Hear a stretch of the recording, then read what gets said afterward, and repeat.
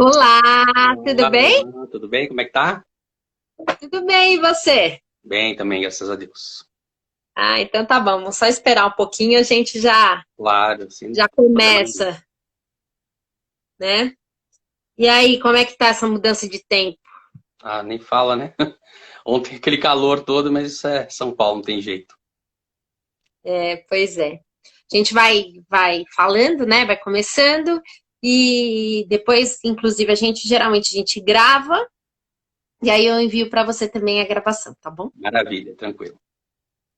Então, pessoal, boa noite.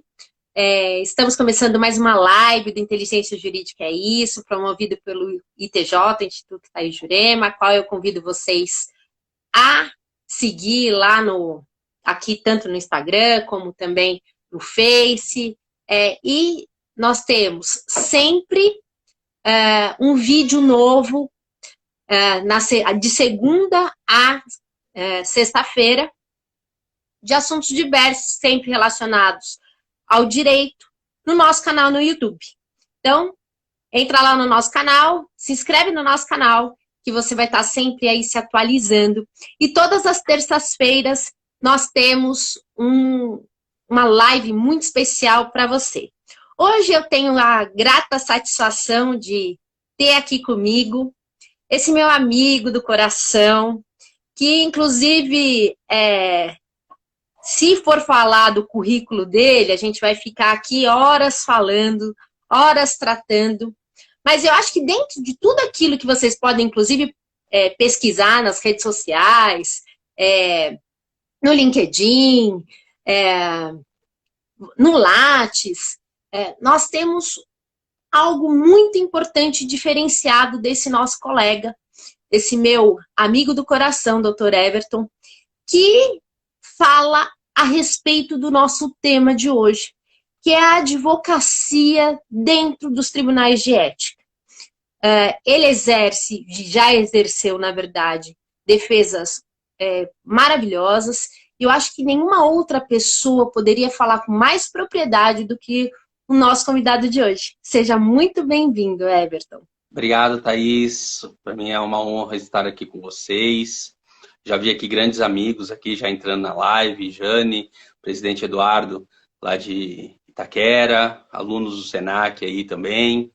Para mim é sempre uma honra poder falar sobre um tema que eu digo que, para mim, é algo que eu descobri há algum tempo como uma área do direito, primeiro, antes mesmo de querer advogar, mas uma área extremamente, vamos falar assim, Promissora, né? apaixonante do direito, que é advogar para advogados. Né? Então, às vezes eu faço, mas você advoga para advogados? Não, hoje não mais, durante a gente vai falando por que eu não advogo mais, por uma questão aí de impedimento, impedimento até funcional, né? Mas, para mim, exercer a docência em ética e estatuto é algo fenomenal, principalmente quando eu falo da docência, por conta dos alunos, que é uma matéria esquecida nas faculdades, né? Se vê um pouquinho lá no último semestre, no 10º semestre da faculdade, é extremamente importante para o exame de ordem. E aí eu costumo sempre falar que o advogado ele só lembra dessa matéria em dois momentos. Ou quando ele está estudando, ainda não é advogado, é bacharel, está estudando para o exame de ordem, dada a importância no exame de ordem, e depois ele só vai lembrar dessa matéria quando ele receber uma cartinha na tua casa ou no seu escritório, da OAB, achando que é algum convite especial, e quando ele abrir, é uma representação, né? Aí sim ele lembra que existe o Estatuto, a Lei 8.906 de 94, aí sim ele lembra do Código de Ética, e são essas duas oportunidades, né? Mas para a advocacia, uma área, assim, que eu posso dizer com assim, total tranquilidade, que é uma área inexplorada do direito e um mercado de trabalho muito legal para quem quer exercer essa atividade. E até interessante, né? Você ressaltou bem que a gente só vai lembrar quando acontece algo, mas depois que eu vim a integrar uma Câmara Recursal, né? Porque sou conselheira da OAB, eu fiz várias modificações no meu contrato de honorários, né? Até a gente tem que aprender não só com os nossos erros, mas com os erros dos outros também. Com né? certeza. De, às vezes, cuidados que você vê que o advogado deixou de ter, coisas bobas, e ele acaba sendo condenado em virtude de uma falta de cuidado, uma falta de zelo, porque a gente fica tão preocupado em cuidar do cliente que a gente acaba esquecendo de cuidar da gente, né? Enquanto profissionais. Eu acho que a nossa live de hoje vai trazer uma informação muito importante, eu acho que não só para quem advoga, quem quer passar na UAB, e também como uma nova área para se advogar, né? Então, um novo meio de trabalho que as pessoas esquecem, e a gente vê realmente que as pessoas não têm preparo para fazer essa defesa. Everton, antes de a gente entrar aí no nosso bate-papo de hoje, né? Você iniciou falando que hoje você não advoga mais, eu sei que você já advogou muito, e como eu disse no início, brilhantemente.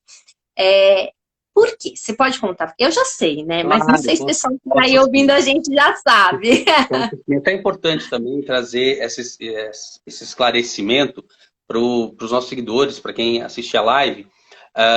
Eu não advogo hoje por uma questão de impedimento. Impedimento, e não um impedimento legal, né? Mas um impedimento seletista e um impedimento dada a minha impossibilidade, dado o horário mesmo de trabalho.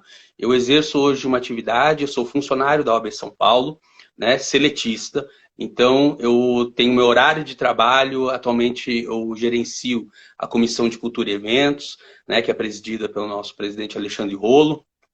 E ali eu exerço a minha atividade, então, em horário comercial. Então, eu não poderia, efetivamente, exercer a atividade da advocacia em horário conflitante, né? Então, não daria tempo para eu poder exercer a advocacia.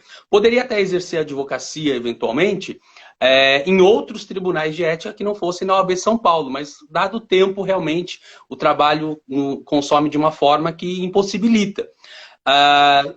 Só aproveitar aqui e fazer um gancho, que muitas vezes falam assim, nossa, mas e dar aula, né? De ética e estatuto. Você é funcionário da OAB e como é que você dá aula em cursinho preparatório? Você tem acesso às informações privilegiadas? Isso demonstra realmente falta de conhecimento, e isso eu vou bater sempre durante essa live sobre a falta de conhecimento. A falta de conhecimento faz com que as pessoas digam isso, uma vez que elas não compreendem que quem aplica, quem desenvolve o exame de ordem é o Conselho Federal, né? E nós temos, além do Conselho Federal, órgão hierárquico máximo que é sediado em Brasília, nós temos as seccionais. Cada unidade federativa, 27 seccionais. E eu sou funcionário de uma seccional, ou seja, eu não tenho acesso nenhum à prova, ao exame, a examinadores, nada disso, né? Então eu exerço a minha atividade enquanto docente nos horários que não são horários que estão dentro do meu contrato de trabalho com a OAB São Paulo, falando sobre o tema que é aquele que eu realmente sou apaixonado. Quando a gente fala de ética, qual é o principal norte que a gente deve ter? Então, claro, é até interessante, né? Porque as faculdades até não dão tão importância e os cursinhos acabam dando mais importância em virtude do número de questões que caem na UAB, e aquilo fica, como você bem ressaltou, guardadinho lá, a gente racha de estudar o código de ética, o estatuto, e ele depois fica guardadinho lá, e isso pode causar graves prejuízos. Qual é o principal problema na ausência desse conhecimento que você disse que é tão importante para o advogado? Vamos lá. O conhecimento da Lei 8.906 de 94, que é o nosso Estatuto da Advocacia, do Código de Ética e também, e todo mundo esquece disso, do Regulamento Geral do Estatuto, pode ser o fator preponderante para o seu sucesso ou não dentro da advocacia. A gente se inclina, enquanto advogado, a estudar os ramos do direito, né? Então, eu vou fazer uma especialização, vou fazer a minha pós-graduação, vou ser o expert nessa matéria, num ramo do direito. Só que você não pode esquecer que você está exercendo a advocacia. O seu vínculo institucional, aquilo que lhe dá a capacidade postulatória, é a sua regular inscrição na OAB. E para ser advogado, para exercer a advocacia, existem parâmetros que estão lá de forma taxativa, seja no estatuto, seja no código de ética, seja lá no regulamento geral. Só que o problema o que que é? Em casa de ferreiro, espeto de pau. Advogado não... Atenção que eu vou falar, hein?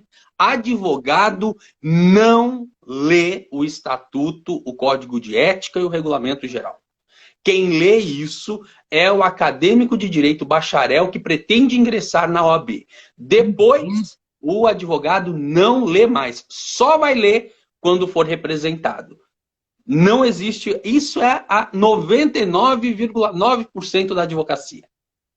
E qual é a principal consequência que uma infração, por exemplo, ao estatuto, ao código de ética, pode gerar? O grande problema é que eu digo sempre o seguinte: só existe um tipo de advogado que pode ser representado na OAB. Quem é o tipo? Qual é o tipo do advogado que recebe representação? Aquele que é pilantra, aquele advogado é pilantra, é um safado, né? Pessoal, a sociedade acaba colocando aí adjetivos no advogado. É esse tipo de advogado que recebe representação no Tribunal de Ética e Disciplina? Não.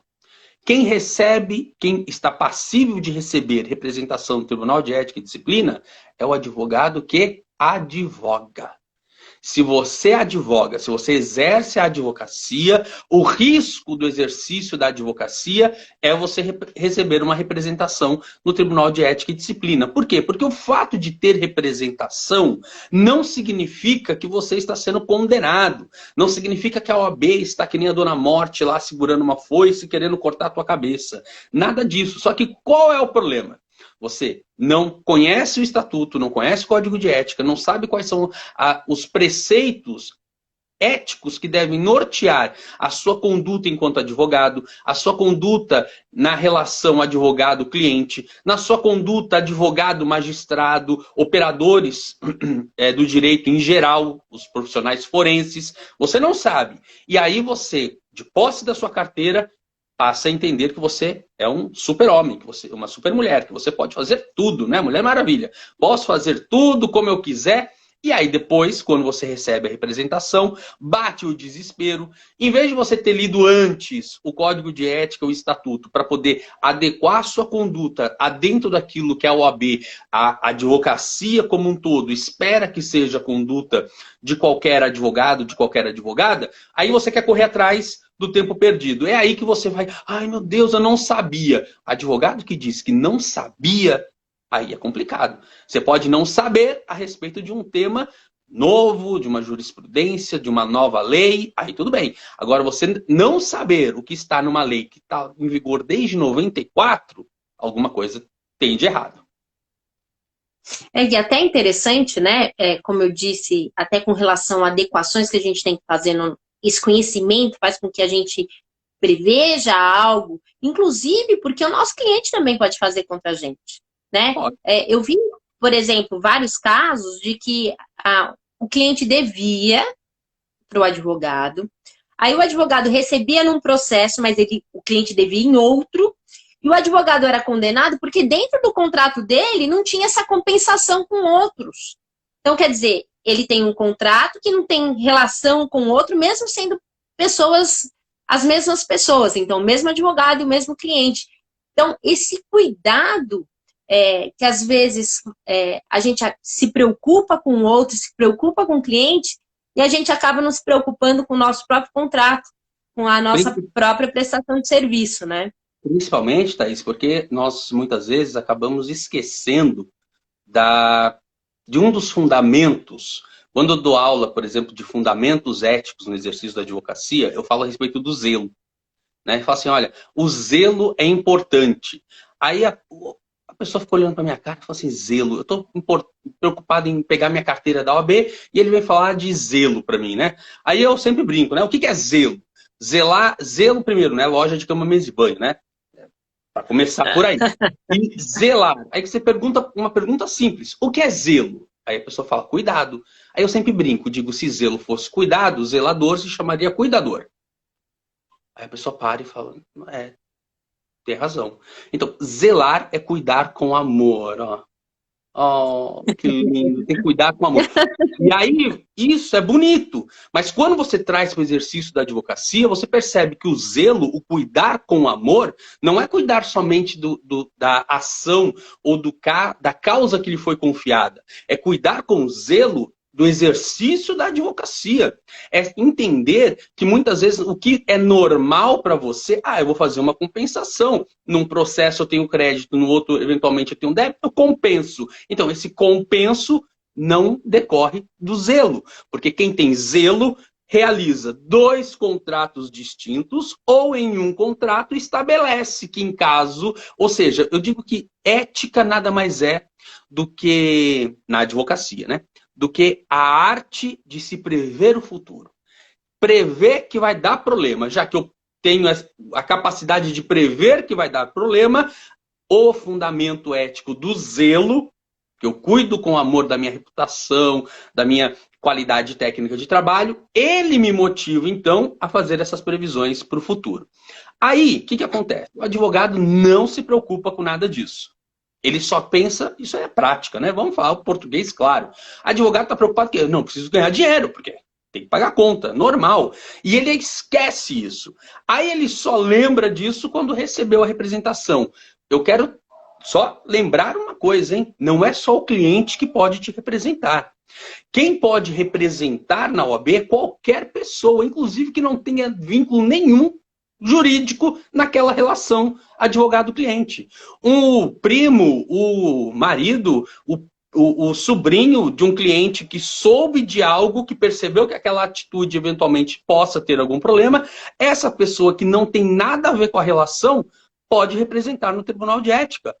As autoridades, os servidores públicos podem representar no Tribunal de Ética. A representação pode ser, inclusive, feita de ofício pela própria OAB.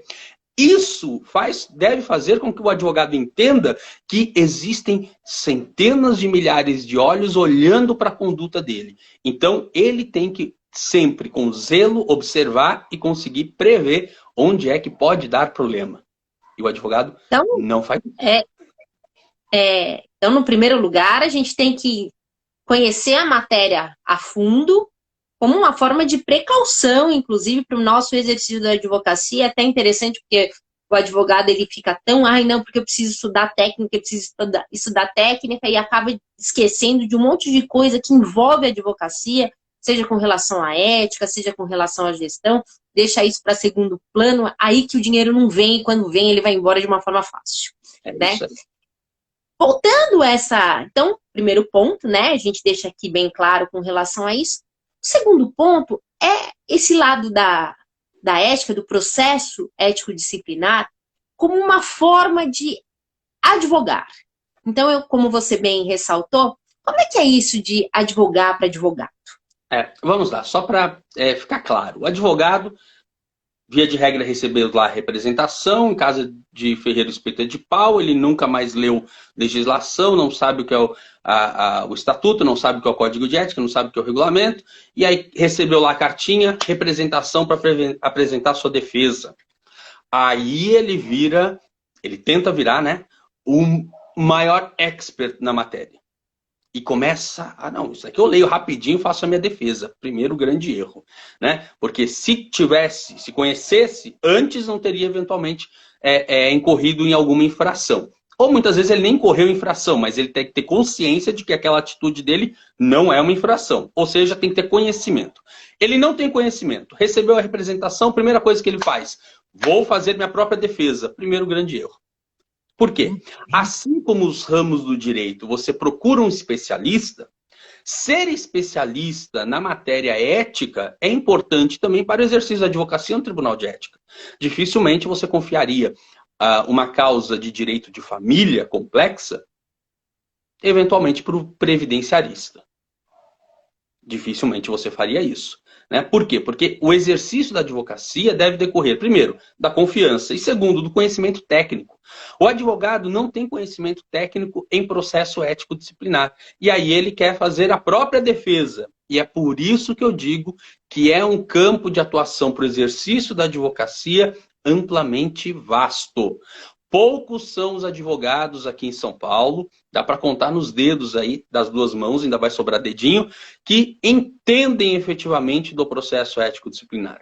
Que entendem que processo ético-disciplinar, até um certo momento, ele vai se equiparar a um inquérito policial.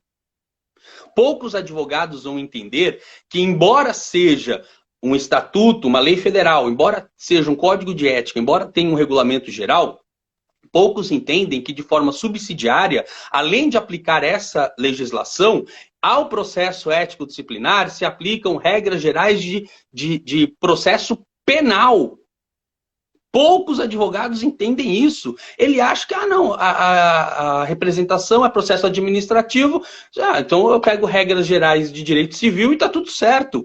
Então, são detalhes técnicos que fazem toda a diferença. Por quê? Porque quando o advogado recebe lá a cartinha da representação, está escrito lá, defesa prévia. Aí o advogado, dentro de toda dentro de toda a sua sabedoria jurídica, diz, bom, defesa prévia. Então eu vou fazer as minhas alegações preliminares, depois eu faço a minha defesa de fato. Só que não consegue entender que defesa prévia é o nome da peça mais importante e única peça onde você deve trazer todos os argumentos e provas da sua defesa, porque após a entrega dela, após entregar e peticionar e protocolar a sua defesa prévia, é o único momento onde é possível buscar o arquivamento daquela representação. Se você perder esse momento, você só vai conseguir eventual arquivamento, mas depois de um julgamento. Então, o momento que você tem para buscar, dizer, olha, isso que estão levando a conhecimento da OAB, e a OAB está querendo a representação, quando é intimado a fazer a defesa prévia, nada mais é do que eu trago os esclarecimentos desse fato. Foi-me narrado esse fato. É verídico, não é? Quais as provas que você tem que desconstroem essa tese? É isso. A partir desse momento, se você não levar todas as provas, se você não levar todas as teses de defesa, se você não trouxer todos os fatos possíveis de elucidar aquele fato que foi narrado e entregue lá na representação para o Tribunal de Ética, você não consegue mais, naquele momento, o arquivamento. Isso é importante. Advogado não sabe disso. Por isso a importância de se contratar um advogado que entenda de tribunal de ética. Por isso a importância dos advogados entenderem que é um ramo onde advogar para advogados faz com que você... Não é que você é melhor do que o outro advogado, você é especialista naquilo. Você consegue entender que quando o advogado recebe a sua representação, ele procura o outro colega advogado para fazer a sua defesa como se ele fosse um marginal, como se ele fosse um criminoso. A sensação de quem recebe a cartinha da representação, o advogado, a advogada, primeiro, fica indignado, fala, nossa, mas eu nunca fiz nada de errado, que injusto, como é que pode? Vou perder a minha OAB. É um desespero total. Então, é necessário conhecimento técnico, é necessária calma, é necessária você ter a habilidade técnica processual no Tribunal de Ética para você poder fazer uma boa defesa, fazer uma defesa técnica e, dentro disso, buscar quais são as soluções inerentes a cada uma das representações. É até interessante, porque quando a gente está envolvido emocionalmente, realmente a probabilidade de não sair uma coisa boa é muito grande, né? Só então, Thaís, antes que eu esqueça. Eu já vi defesa que o advogado fez em causa própria, onde cada parágrafo da sua defesa, ele confessava uma outra infração ética que não tinha nada a ver com o caso. É assim, eu vou ser bem sincera, a cada dia que eu participo de um julgamento dentro das câmaras recursais, eu aprendo mais um pouco. E aprendo mais um pouco como não fazer, né? E tem um outro lado também, a gente está falando dessa possibilidade de advogar para advogados, mas também cria uma outra possibilidade de advogar para o ofendido, para aquele que se viu lesado. Sim, né? Para quem vai fazer a representação. Porque também muitas vezes a representação ela é arquivada porque ela é tão mal feita com falta de técnica que você até sente que aquela situação ocorreu, né? Mas entre sentir e provar e ter um desenvolvimento lógico, um desenvolvimento técnico, é muito diferente, né? Eu sempre digo assim, uma representação feita por uma pessoa sem demérito a todos os meus colegas funcionários de todas as subseções, de todos os tribunais de ética, a pessoa pode ir até o tribunal de ética e fazer a sua representação de forma oral ou, né, de próprio punho, faz lá. E eu costumo dizer o seguinte, uma representação feita por uma pessoa que está indo sozinha lá e fazendo a sua representação cliente, e uma representação feita por um advogado que é especialista, a chance desse advogado, do advogado representado, fazer uma defesa e cair por terra essa representação e buscar o arquivamento na representação feita pela própria pessoa é extremamente grande. Agora, quando a representação é feita com técnica, quando a representação ela é feita trazendo julgados, trazendo casos análogos, trazendo vamos falar assim, elementos técnicos que dificultem a defesa para o arquivamento, fatalmente nós teremos julgamento e uma análise aí do colegiado. Então, olha só, gente, fazendo um resuminho até agora, né? A gente tem, por que você deve estudar o Código de Ética e Disciplina, o Estatuto da OAB, o regulamento? Primeiro ponto, como forma de se precaver, ou seja, em proveito próprio. Segundo ponto, porque você pode ter nisso uma outra fonte de renda, seja trabalhando para outros advogados ou ainda trabalhando para aquele que supostamente foi ofendido, ou seja, foi lesado pro representante. E é tão importante isso, essa nova forma de ver o direito, em especial esse olhar para a ética, né, na advocacia, que além dessa situação, você tem uma outra forma de ganhar dinheiro. Como bem o Everton falou, e eu acompanho isso, parece que assim, os defensores, em especial quem vai fazer sustentação oral, são sempre os mesmos. E a gente acaba até conhecendo, porque são sempre os mesmos que participam. E essas pessoas, elas não participam graciosamente. Elas participam porque são especialistas, são técnicos e recebem para isso. Então, é um outro ramo do direito que tem um nicho muito extenso para que você possa exercer a sua atividade profissional.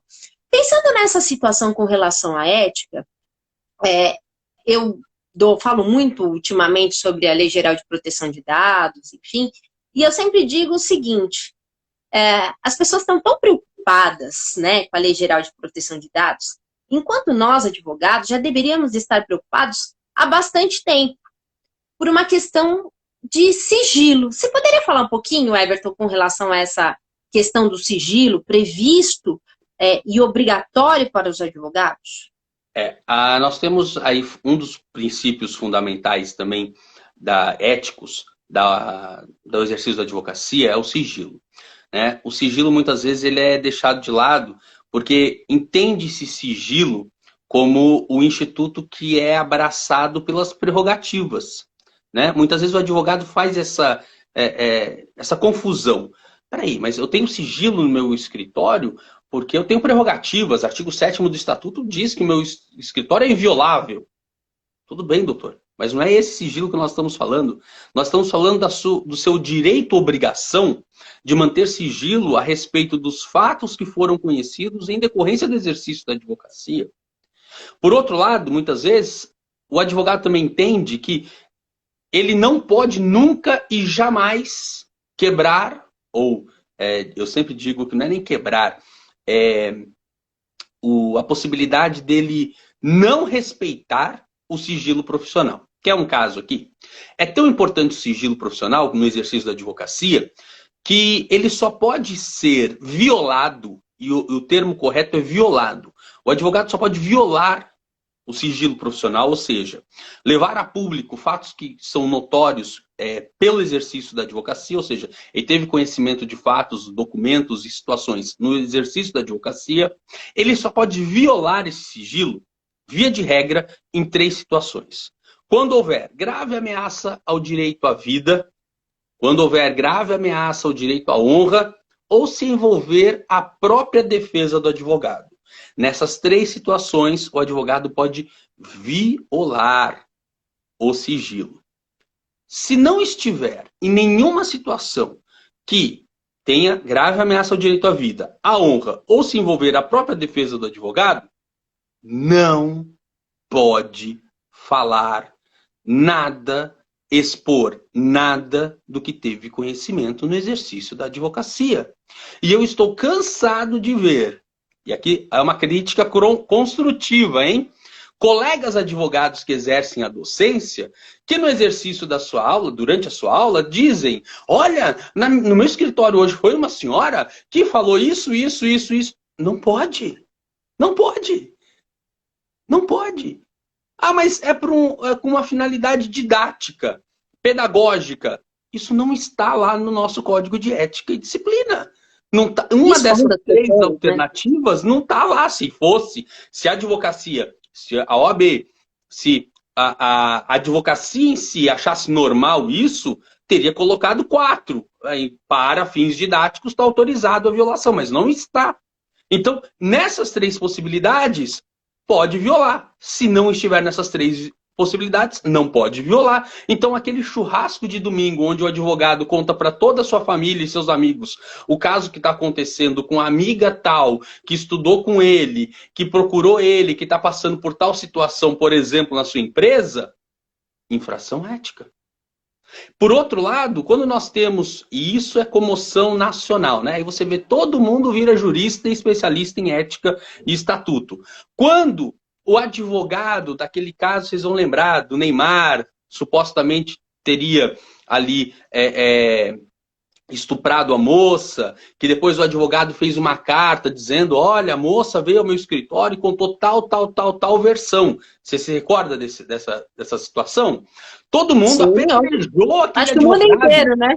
Todo mundo falou, é um absurdo, é um sigilo, ele não poderia ter contado, ele não poderia ter escrito, ele não poderia ter divulgado. Poderia sim, porque é uma das três possibilidades. Grave ameaça ao direito à honra do Neymar, ou ser eventualmente acusado de estupro, não alcança a imagem posso dizer, de um dos maiores jogadores de futebol do planeta. Óbvio que alcança. É óbvio que aquele advogado, não é que ele deveria, mas ele poderia sim ter aberto o sigilo e dito, olha, peraí, a versão que essa moça agora está contando lá no boletim de ocorrência, não foi esse que ela me contou. A versão que ela me contou foi essa. Ponto. Poderia? Poderia. Mas aí quando existem esses casos assim, né, que são de repercussão aí mundial, aí todo mundo vira expert em ética e estatuto. Outra coisa interessante vamos pensar o seguinte, o cliente chegou falando a respeito, né, desse caso do Neymar, enfim, o cliente chegou no seu escritório e contou lá uma versão. Chegou lá na audiência e falou assim, não é nada disso. Como é que o advogado ele pode se precaver com relação a isso? Novamente, vamos lá nos fundamentos éticos principais. Quais são os principais fundamentos éticos do exercício da advocacia? Além do zelo, além do sigilo, uma palavrinha mágica, veracidade. Advogado trabalha com a verdade. E olha, quem está assistindo aí a live ou quem assistir depois, eu tenho certeza que eu vou fazer uma pergunta aqui, você vai rapidamente ter uma resposta, mas não responda, pense somente. O que é verdade? 90% das pessoas pensaram, aquilo que não é mentira. Não, a verdade não é o oposto da mentira. A verdade para o advogado é aquilo que pode ser provado. Então, para que o advogado não tenha essa possibilidade de chegar na audiência e falar, nossa, mas não foi nada disso que eu falei para esse advogado. É fazer o quê? Tudo bem, minha querida cliente, meu querido cliente. Tudo bem, você está trazendo uma situação. Você pode narrar tudo isso por e-mail e me encaminhar, por favor? Ou então, será que eu posso gravar eventualmente a nossa entrevista? É possível. Advogado tem que trabalhar com a verdade. E verdade para advogado é aquilo que eu consigo provar. Se eu tiver uma prova que seja através de um documento, testemunhas não vão servir para esse caso, hein? porque estamos falando do sigilo do exercício da advocacia. Um e-mail da cliente dizendo, olha, aconteceu essa situação, né? Ou então, gravei a entrevista, ou então, tive trocas de e-mail que comprovem que a versão foi aquela trazida pelo cliente e não pelo advogado. O advogado tem que se convencer para o exercício da advocacia. Não é à toa que a gente diz que o advogado é o primeiro juiz da causa. Se ele não estiver convencido, não dá para exercer a advocacia. E como é que ele pode se convencer daquilo? Trazendo provas, inclusive, de que os fatos narrados foram trazidos pelo cliente e não invenção da sua cabeça. Então, olha só, gente, mais um ponto extremamente importante. Como esse assunto da nossa live de hoje, ele é muito presente no nosso dia a dia. Então, de diversas formas, e com o intuito realmente de você se precaver e você ter uma nova atividade dentro da advocacia. Eu vejo que o maior problema enfrentado nesta área é a questão da prestação de contas. Você pode falar um pouquinho para a gente com relação à prestação de contas? Sem dúvidas. Prestação de contas... Ó, gente, aula grátis hoje, hein? Prestação de contas eu posso dizer aí que é responsável por grande parte das representações que estão em andamento aí no Tribunal de Ética de todas as seccionais do Brasil, viu? Por quê? Prestação de contas. Advogado não presta contas. Via de regra, não faz prestação de contas. Porque ele entende o seguinte, tá no meu contrato, eu peguei o dinheiro, já era, é meu, acabou. Não tem nada de errado. Aí o cliente manda assim, doutor, você pode prestar contas disso? Ah, você está duvidando da minha... Aí que ele já leva para... Você está duvidando da minha honestidade? Não, eu não vou prestar contas já. Leia o contrato. É obrigação. Tem lá, é infração ética. Não é infração ética. Não prestar contas ao cliente quando este solicitar. Já que você zela tanto pela sua profissão e pela sua reputação no exercício da advocacia, você nem vai esperar ele solicitar. Todo cliente que encerrou o exercício da advocacia, você manda para ele uma prestação de contas. A prestação de contas é importante, via de regra, quando você tiver algum valor que foi destinado ao cliente que passou pela sua mão. Se não passou... mas em todos os casos eu preciso prestar contas? Se não passou valores na sua mão, não há que prestar contas. Exemplo. O cliente te contratou para você ingressar com uma ação indenizatória no juizado especial civil. Você ingressou com a ação, contratou honorários, aí chegou lá, ele pagou honorários antes, porque foram honorários contratados, ok? Ele pagou, não tem sucumbência lá no juizado especial, então pagou o valor, você ingressou com a ação. Houve condenação, a parte ré pagou a indenização diretamente na conta do teu cliente. Vai prestar contas do quê? De nada. Então, olha só, bem complicado, porque as pessoas elas têm que ater a isso, né? Agora, imagine a possibilidade de você ser contratado eventualmente na área trabalhista e aí constou na ata que você vai receber 20 parcelas de R$1.000, onde você vai deduzir o valor que foi contratado de honorários, via de regra 30% daquele que foi a vantagem financeira experimentada pelo teu cliente, R$1.000, 30%. Então, todo mês eu recebo R$1.000 na minha conta, tiro os meus 300 e mando 700 para o cliente, não é isso? Cálculo Deveria rápido. ser, né? Não é isso? Mas aí, o advogado diz, mas peraí, e as diligências que eu fiz até o fórum? E o estacionamento? E o valor do meu almoço? E as cópias que eu tirei? E o custo que eu tirei? Mas, doutor, peraí, isso estava no teu contrato? Estava. Então presta contas, doutor.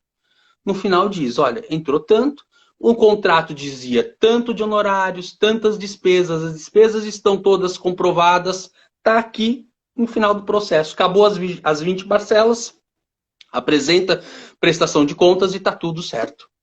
Não fez isso. Como qualquer prestação de contas, precisa de prova documental, né? Lógico, sem precisa dúvida. De prova, desses gastos, do que você contratou, enfim. Tem que ter comprovante. Não tem comprovante, bom, advogado tem que saber disso, né? Não tem comprovante, não tem prova, não existe para nós, ok? Para o direito, se eu não tenho como comprovar, não existe. Eu tenho que ter prova daquilo, senão... Ah, eu gastei, legal, eu também gastei. Outro ponto para a gente finalizar aí, porque na verdade é só algumas pitadinhas aí com relação à matéria, porque realmente são muitos pontos que precisam ser estudados e estudados com cautela, né? Quando a gente fala, por exemplo, o cliente foi lá e entregou o documento para o advogado. E o advogado, ou ele não entrou com a ação, ou ele perdeu esse documento. Como é que fica isso? O cliente ele pode exigir esse documento de volta, ou o advogado ele tem a obrigação de guardar esse documento? Essa semana eu tive uma pergunta de um aluno exatamente nesse sentido. Eu entreguei uma promissória para o meu advogado. E meu advogado, agora no processo, eu fui intimado a apresentar a promissória original. Só que eu entreguei para o advogado e o advogado falou que me devolveu. Documento. Lembra do zelo? Lembra da veracidade? Eu só vou falar que eu recebi se tiver protocolo. E se eu estou devolvendo mediante protocolo.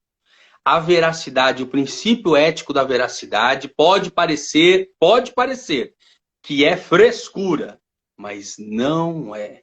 Entreguei documento, protocolo. Recebi documento, protocolo assinado. Não tenho isso, não é verdade.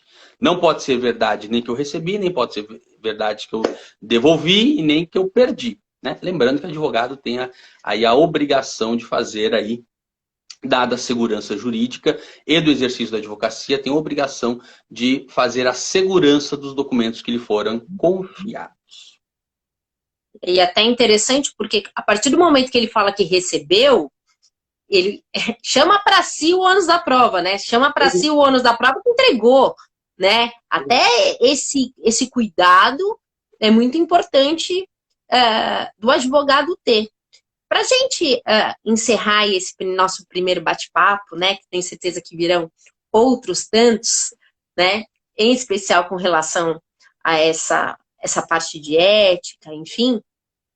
Quais são as principais dicas que você daria para a pessoa que quer seguir nessa área de advogar para advogados ou advogar para os supostos ofendidos, os representantes, dentro do Tribunal de Ética e Disciplina? Para o exercício da advocacia no Tribunal de Ética, não importa se você vai advogar para representantes ou para representados, isso é importantíssimo. Curso. Busque um curso de processo ético disciplinar. Professor Everton, tem? Tem. Pode procurar que tem curso. Né? Se não tiver, a gente cria um rapidinho. Mas tem sim. Então, aliás, já ficou aqui meu convite, o convite do ITJ. A gente vai bolar um curso em breve, vai trazer aqui para vocês, porque realmente é muito interessante e dá para ganhar honorários advocatícios substanciais na área. Né? Com certeza. Imagine aí uma defesa no Tribunal de Ética, onde o advogado, por exemplo, tem aí uma questão envolvendo a prestação de contas, envolvendo milhões, né? Obviamente que você também vai cobrar honorários aí que sejam proporcionais ao montante da relevância da representação, né? É um processo administrativo como qualquer outro, né? Então, já fica aqui o meu aceite para esse curso, viu, Thaís? Obrigado. Pode ter certeza que pode contar comigo que falar sobre essa matéria para mim é muito importante. Fazer um curso e, segundo, estude. Estude com um olhar crítico, com um olhar técnico, processo ético disciplinar.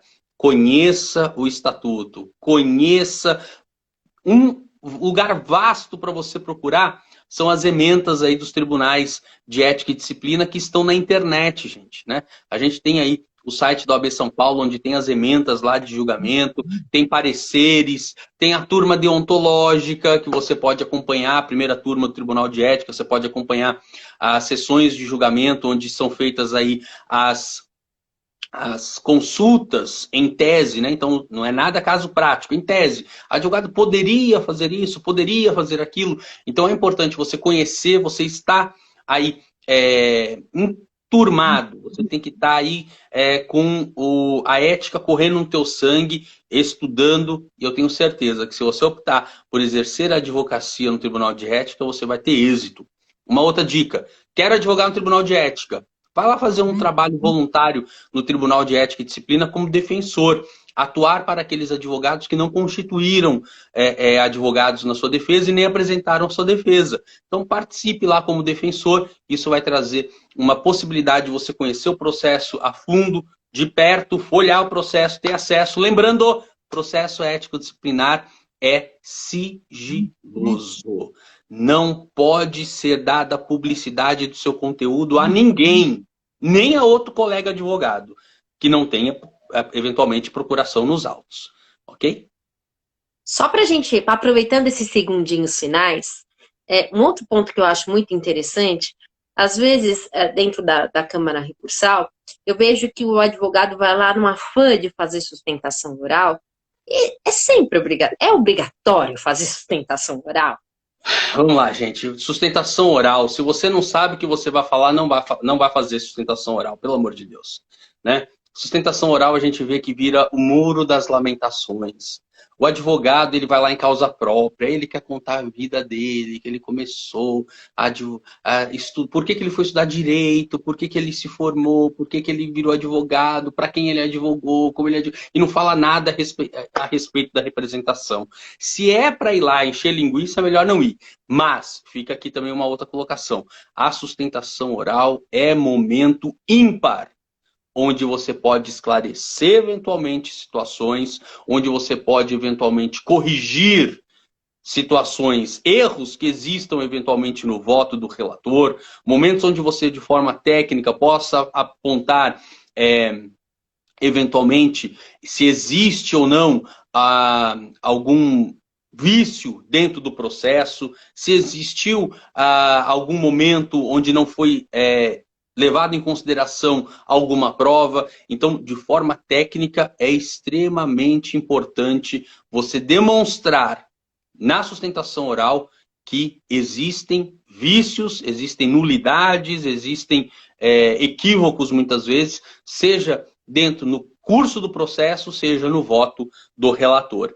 Eu, quando exerci advocacia no Tribunal de Ética, muitas vezes consegui que todos os relatores votassem voto divergente que foi levantado lá por uma questão que muitas vezes o relator não se ateve ou já na Câmara Recursal não se ativeram lá no julgamento no Tribunal de Ética e muitas vezes o relator da Câmara Recursal também passou batido e não percebeu aquilo. Então, eu já vi vários casos serem revertidos aí na sustentação oral.